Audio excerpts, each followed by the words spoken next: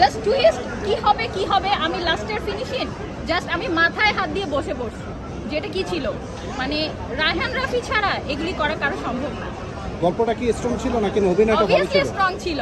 Strong না থাকলে কি হল মানুষ এভাবে চিৎকার করে বলেন? কখনোই না।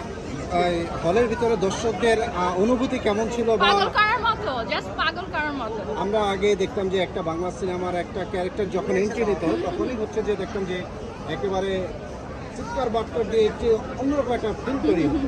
সেই ফিল্মটা কি এখন ফিরে হ্যাঁ, আসছে? এখন আরো বেশি ইউজ মানে জাস্ট মানে ইমাজিন করার মতো না। বাংলাদেশের মুভি আগাচ্ছে একদম আগাচ্ছে। আর কথা হচ্ছে যে আরো উন্নত হবে। আমি চাই আরো যেন সাকিব খান, রায়হান রাফি, নিশু, সিয়াম, জয় হাসান এরা না আরো উন্নত করুক, আরো সিনেমা করুক, আমাদের হলমুখী করুক। তো সাবিলা নূরের অভিনয়টা আপনার কেমন লাগে? আমার সাবিলা নূর অনেক পছন্দ, আমি ওর নাটকের খুব ভক্ত। তো আমার ফার্স্টে কনফিউশন ছিল যে ও হচ্ছে নাটক থেকে যেহেতু আসছে সে কি সিনেমায় ওভাবে করতে পারবে, আমাকে কি মুগ্ধ করতে পারবে, বাট ও খুব ভালো করেছে।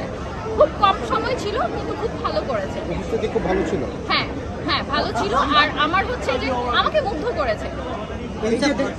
এই যে তাণ্ডবের ভিতরে কার বিশেষ করে কার অভিনয় আপনার বিষয়ে মনে দাগ কেটেছে? আমার সবার মুভি দাগ কেটেছে। আমি বললাম না যে জয়া হাসান যখন মানে ইন্টারভিউ শেষ করে গাড়িতে আসতেছিল, ও তখন ওর সিনগুলি মনে স্পয়লার হয়ে যাচ্ছে, আমি স্পয়লার দিব না। জাস্ট ও যখন গাড়ির ব্যাকে তাকালো তখন একটা জাস্ট মাস্ক, হনুমানের একটা মাস্ক দেখলো। তাহলে আপনি কাকে রেখে কাকে বলবেন? সাকিব খান তো মানে অল ওভার, ঠিক আছে, ওকে নিয়ে কিছু বলার নাই।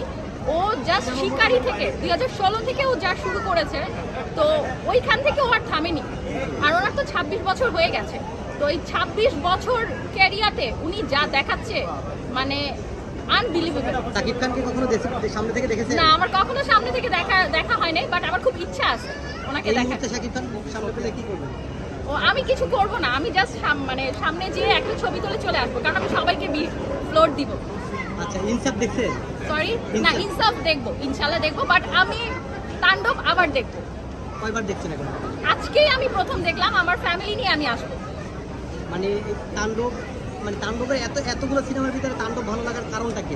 কারণ তাণ্ডব রায়হান রাফি অন্য লেভেল, ঠিক আছে। সে আমাদের সিনেমা, আগে মানুষ সিনেমা দেখতো না, ঠিক আছে। রায়হান রাফি মানুষকে অনেক সিনেমা হলে মুখী করেছে। তো ওর সিনেমা ও যে কি তৈরি করতে পারে ওই জানে, আর কেউ জানে না।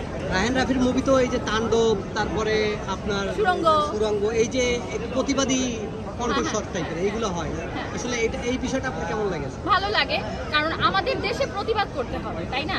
যদি আমি চুপ করে থাকি তাহলে আমাকে ডমিনেটিং করবে। তো আমি কেন ফ্লোর দিব যে আমাকে ডমিনেট করা হোক?